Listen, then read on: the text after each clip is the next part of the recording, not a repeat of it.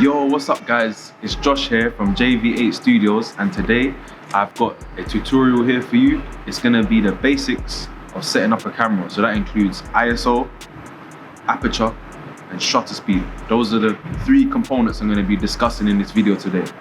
And I'm gonna be demonstrating this on the Canon R5. And on the lens, it's got a 35mm lens on here, which is a prime lens. So I'm gonna, as I'm discussing, I'm gonna be showing you a few photos that we've taken over the course of the week.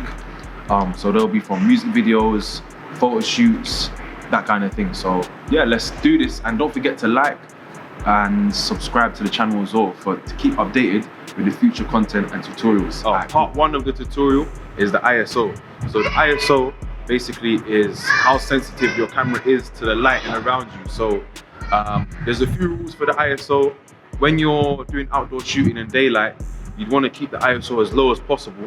So that might be 100, 200, 100 to 800 is a good range. The lower the ISO, the less grainy your footage will be, basically. And when you're filming at night or taking photography at night, you'd want to keep your ISO maybe around the range of 1600 upwards. But then again, it depends on your camera and how well your camera does in low light, and it also depends on the type of lens you have as well. So if you've got a lens that shoots well in low light, it might have a low aperture, and that might also have an effect on your ISO as well. But we'll get into that later. So for now, we've got ISO. So I'm going to show you in a bit more detail the ISO. So the Canon R5 has a very good range in low light, I'd say, for ISO. So it goes from 100, which you probably use in very bright conditions. On a nice sunny day, you probably keep it at 100. And then when it starts getting darker, you'd bring it up to 16, 32, you know. And then 51,200 is the max ISO. So that's if maybe you don't have any other light source, and that's probably your very last resort. But you should always aim to keep your ISO at night. I'd say recommendation for me, I'd say 800, maybe to 3200. But then again, it also depends on how much light sources you have at your disposal as well. So it's really important that you go shoot by shoot with this and really take the time to check the settings and make sure that your composition fits and the lighting fits what effect you're trying to achieve, because you might want a bit of grain in your video depending on the type of theme you want, or you might want it nice, crisp and clean. So it depends. So part two, you've got the aperture. Now the aperture, you can normally find it on the edge of your lens. It will tell you. So the lowest aperture you can get on this lens is 1.8. Now 1.8 is pretty much amazing in low light conditions. So at night photography, that kind of thing.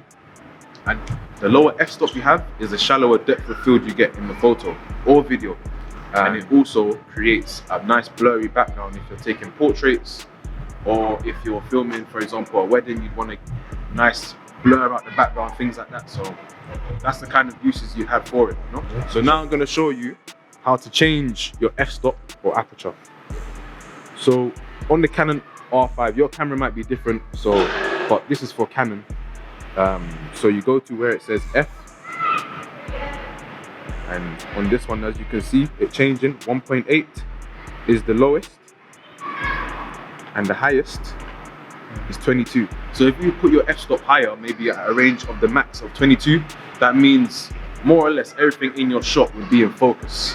So it would be good for a landscape shot where you're trying to really capture the whole scenery, you know?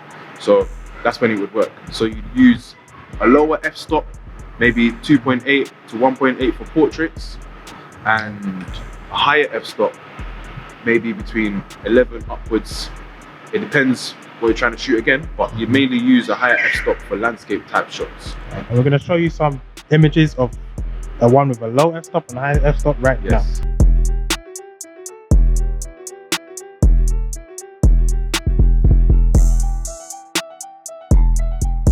Also, before I forget as well, if you've got 3 to 4 people in the shot, maybe you'd keep your aperture at around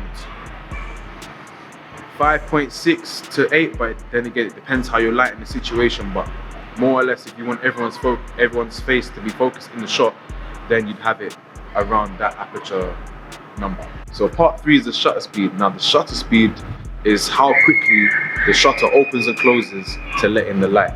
So there's different ways that you would use the shutter speed when you're filming or doing photography. So the higher the shutter speed, the less motion blur you have. So the lower the shutter speed is the more motion blur that you have in your shot. Now to get the right balance and to have the really kind of cinematic shots that you might be looking for in your work, you want to keep the shutter speed double your frame rate. So if your frame rate is, if you're filming at 25 frames per second, then you'd want to keep your shutter speed at 50 frames per second. So you'd get minimal motion blur, and it also gives that cinematic style effect with it. So that's it. And for the higher shutter speed in photography, for example, if you're doing high speed shots of maybe like Sports. animals or sports, and you've got objects that are moving really fast and quickly, you'd want to keep your shutter speed higher to create less motion blur and really capture that moment in motion, but it will be still, if you understand what I'm saying. So that's it. And if you wanted to create, let's say if you wanted to create a dreamy type scene and you're doing your filming and you wanted to create a dreamy, blurry type effect, you'd keep your shutter speed lower. So you might be shooting at 25 frames per second, but your shutter speed might be at 1/13th or 1/15th of a second, if you understand. And yeah, so that's how you create different types of effects with the shutter speed. So yeah, to recap, to summarize it, for standard filming, you'd want to keep your shutter speed double your frame rate. And for different types of photography, you really have to gauge what type of shutter speed you need. So if you want the blurry image, you want to keep your shutter speed lower. So if you want high speed subjects to be still in your photos, then you keep the shutter speed at a higher level. So that's something that you have to test on your own. But I'm gonna, as you see on the screen, you might be seeing examples pop up on the screen of different types of shutter speeds that we have done.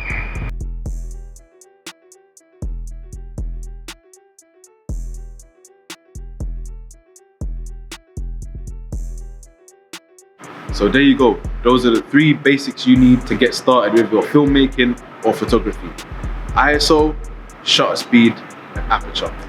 There you go. And don't forget to subscribe for more tutorials on filmmaking and photography to elevate your skills.